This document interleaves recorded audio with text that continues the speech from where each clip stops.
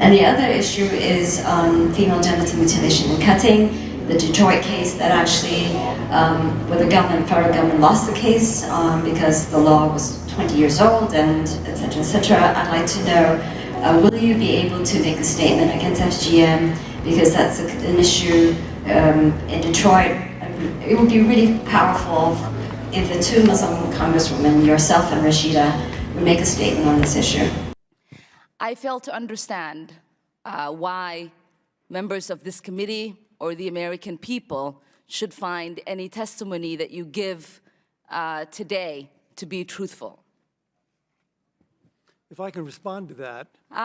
It wasn't a question. That was not a question. That was the. Hey everyone, and welcome to the channel.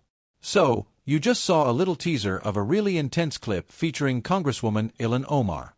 This video got a ton of attention when it came out, and it shows a fiery confrontation with an audience member at a public panel. We're going to watch the full video.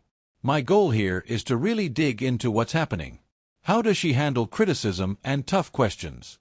How does the person questioning her frame their argument? And what does this all say about her style as a politician?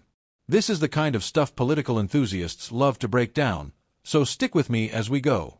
I really want to hear your take. Do you think the question was fair? Was her response justified? Be sure to drop a comment below and hit that subscribe button if you're into this kind of deep dive analysis. Alright, let's roll the full clip. The issue is on female genital mutilation and cutting, the Detroit case that actually, where the federal government lost the case because the law was 20 years old and etc. etc. I'd like to know, will you be able to make a statement against FGM because that's an issue in Detroit? It would be really powerful if the two Muslim congresswomen, yourself and Rashida, would make a statement on this issue. Your second question is an appalling question because I always feel like there are bills that we vote on, bills we sponsor, many statements we put out, and then we're in a panel like this and the question is posed, could you and Rashida do this? And it's like, how often should I make a schedule? Like, does this need to be on repeat every 5 minutes? Should I be like, so today I forgot to condemn Al-Qaeda. So here's the Al-Qaeda one. Today I forgot to condemn FGM. So here it goes. Today I forgot to condemn Hamas. So here it goes. Today I forgot, you know, I mean, it is a very frustrating question. It comes up. You can look at my record. I voted 4 bills doing exactly what you're asking me to do. I have put out statements upon statements. There's a bill in Congress. There's a resolution that I am the co-author of that I voted out of the Foreign Affairs Committee. And so I am, I think, quite disgusted, really, to be honest, that as Muslim legislators, we are constantly being asked to waste our time is speaking to issues that other people are not asked to speak to because the assumption exists is that we somehow support and are for, right? You know, there is an assumption. So I want to make sure that the next time someone is in an audience and is looking at me and Rashida and Abdul and Sam, that they ask us the proper questions that they will probably ask any member of Congress or any legislator or any politician, and would not come with an accusation that we might support something that is so abhorrent, so offensive, so evil, so vile. What we look for, and what this whole conversation is about, is that not only do we not have internalized fears about what we might believe and how that gets implemented. Mr. Adams, in 1991, you pleaded guilty to 2 counts of withholding information from Congress regarding your involvement in the Iran Contra affair, for which you were later pardoned by President George H.W. Bush. I fail to understand why members of this committee or the American people should find any testimony that you give today to be truthful. If I can respond to that. It wasn't a question. On February, that was not a question. That was I reserve the right to my time. It is not right. That was not a This question. committee can attack On February a witness 8th, who is not permitted to reply. that was not a question. Thank you for your participation. On February 8th, 1982, you testified before the Senate Foreign Relations Committee about U.S. policy in El Salvador.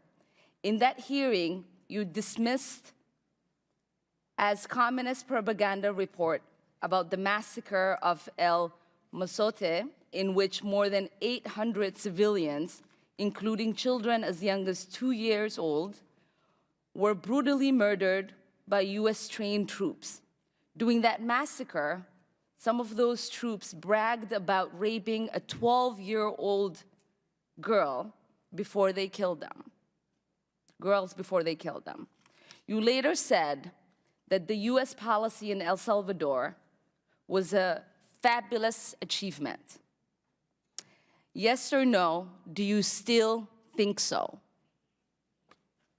From the day that President Duarte was elected in a free election to this day, El Salvador has been a democracy. That's a fabulous achievement.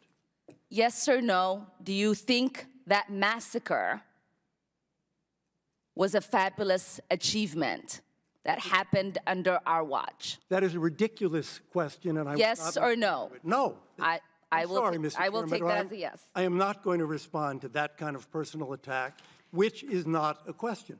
Yes or no, would you support an armed faction within Venezuela that engages in war crimes, crimes against humanity or genocide, if you believe they were serving U.S. interest, as you did in Guatemala, El Salvador, and Nicaragua?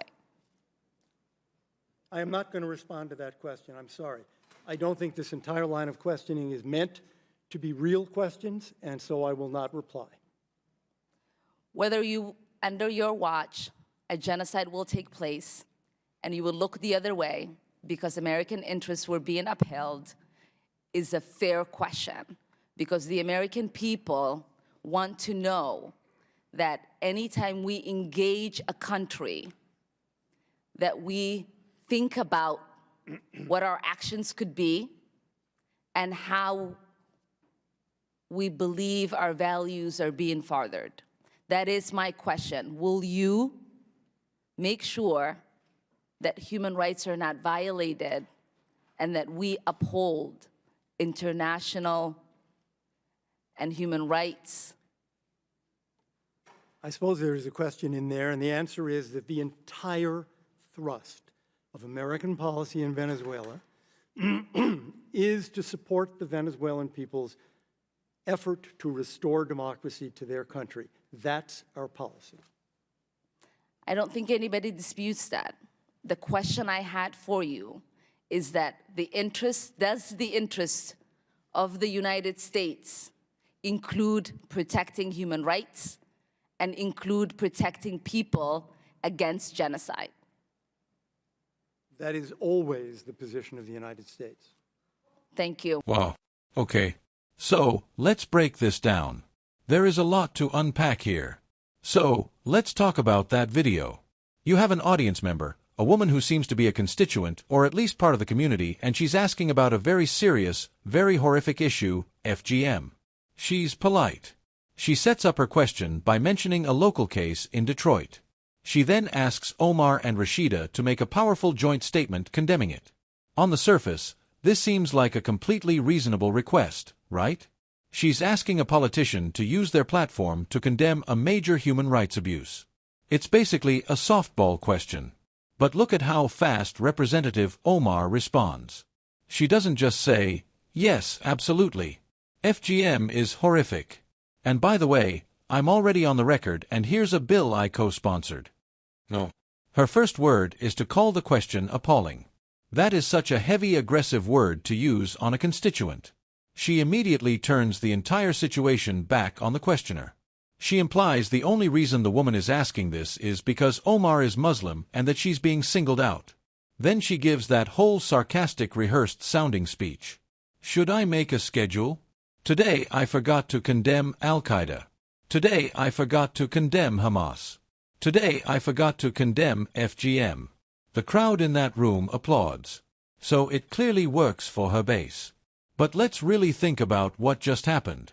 A person asked a specific question about a specific crime, and instead of just answering it, Omar accused the questioner of bigotry.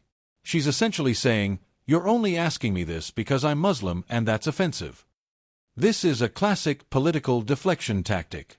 When you don't like the question, you attack the premise and the person asking it. It completely deflects from the original topic, FGM, and makes the woman who asked the question out to be the bad guy. A lot of people see this and say, "Wait, why was that an appalling question? Why not just say, yes, FGM is horrible. I'm glad you brought it up. My record is clear, and here's the bill I co-sponsored." Instead, it comes across as incredibly defensive and aggressive. She's complaining about being asked to condemn something that she supposedly condemns. It's a very strange look. She finishes by saying, "If you want to treat her as an American politician, then treat us as such." But asking a politician to condemn a human rights violation is how you treat an American politician. It's part of the job. So what do we see in this video? Representative Omar says she wants to be treated like any other American politician. But when she is in the position of power, her first move is aggression. First, she labels a constituent's legitimate question appalling. Second, she uses her platform to launch a personal character attack on the questioner, implying bigotry. Third, she uses a sarcastic, deflective speech rather than just answering the question directly. She claims to care about American values and human rights, but her style in this video seems to be 100% about shutting down dissent and attacking the questioner. It doesn't look like she's interested in a real discussion. It just looks like political theater. But what do you guys think? Was she right to go on the attack? And was that woman's question in the video really appalling? Let me know your whole take down in the comments. Thanks for watching.